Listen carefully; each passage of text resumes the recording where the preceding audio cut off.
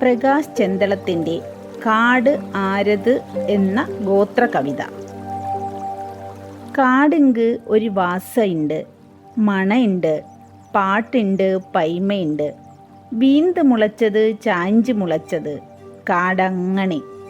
നമ്മെ നട്ടേ കാടലേ കാട് കാടായിട്ട് വന്നത്. പച്ചേ കാടുങ്ക് പച്ചേ പാട്ടുണ്ട്, കിളിക പാടും. കാട് മക്കറെങ്കിയ കാട്, വളന്ത കാട് പോറ്റിയ കാട്. വളന്ത കാട് ഇന്ന് കണ്ണുങ്ക് മാത്രം, പറിഞ്ചേ പൈമ പോലെ കാടങ്ങനെ പാടണ്. പ്രകാശ് ചെന്തളം മലവേട്ടുവ ഗോത്രഭാഷയിൽ എഴുതിയ കാട് ആരത് എന്ന കവിതയുടെ മലയാള പരിഭാഷ. കാട് ആരുടേത്? കാടിന് ഒരു ഭാഷയുണ്ട്, മണമുണ്ട്, പാട്ടുണ്ട്, കഥകളുണ്ട്. വീണ് മുളച്ചത് ചാഞ്ഞു മുളച്ചത് കാട് അങ്ങനെ. നമ്മൾ നട്ടതല്ല കാട്, കാട് കാടായി വന്നത്. പച്ചയായ കാടിന് പച്ചയായ പാട്ടുണ്ട്, കിളികൾ പാടും. കാട്ടുമക്കൾ ഉറങ്ങിയ കാട്, വളർന്ന കാട് പോറ്റിയ കാട്. വളർന്ന കാട് ഇന്ന് കൺകാഴ്ച മാത്രം, പറഞ്ഞു വെച്ച കഥ പോലെ കാട് അങ്ങനെ പാടുന്നു. കാടിനെ മാത്രം ആശ്രയിച്ച് കഴിയുന്ന ആദിവാസി സമൂഹം ഇന്നുമുണ്ട്. കേരളത്തിലെ ആദിവാസി ഗോത്രത്തിൽ നിന്നുള്ള പ്രകാശ് ചെന്തളത്തിൻ്റെ കവിതയാണ് കാട് ആരത് എന്ന പാഠം. കാട് ആരുടേത് എന്നാണ് ശീർഷകത്തിൻ്റെ അർത്ഥം.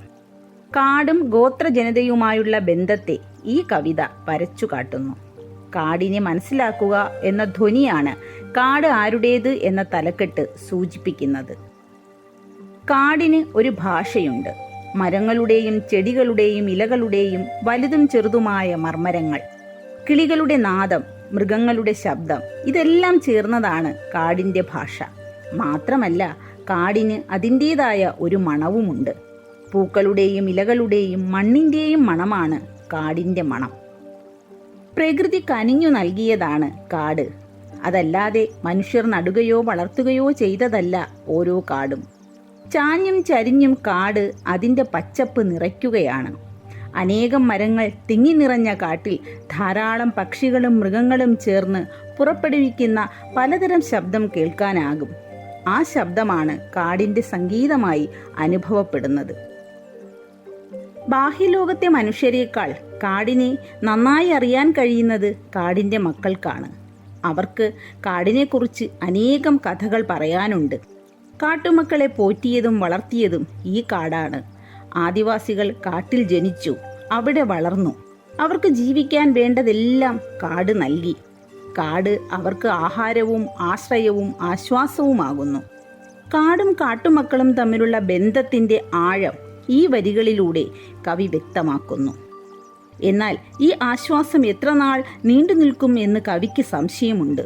ഗോത്രജനതയുടെ പ്രതിനിധിയായി കവി നമ്മോട് പറയുന്ന സത്യം ഇതാണ്: തങ്ങളെ പോറ്റിയ വളർത്തിയ താങ്ങും തണലുമായിരുന്ന കാട് ഇന്ന് ഒരു കാഴ്ച മാത്രമായി മാറിയിരിക്കുന്നു. കാടിന് ധാരാളം കഥകളുണ്ട്. അത് തലമുറകളിലൂടെ കൈമാറ്റം ചെയ്യപ്പെടുന്നു. മനുഷ്യൻ്റെ അത്യാഗ്രഹം നിമിത്തം കാടുകൾ പലതും നശിപ്പിക്കപ്പെടുന്നു. കാട് ഇല്ലാതാകുമ്പോൾ ആദിവാസി സമൂഹമാണ് അതിൻ്റെ ഭവിഷ്യത്ത് അനുഭവിക്കുന്നത്. കാട് സംരക്ഷിക്കേണ്ടതിൻ്റെ ആവശ്യകതയെക്കുറിച്ചും കാടിൻ്റെ പ്രാധാന്യത്തെക്കുറിച്ചും ഗോത്രജനതയുടെ സംരക്ഷണത്തെക്കുറിച്ചും ഉള്ള ഓർമ്മപ്പെടുത്തലാണ് പ്രകാശ് ചെന്തളത്തിൻ്റെ കാട് ആരത് എന്ന കവിത.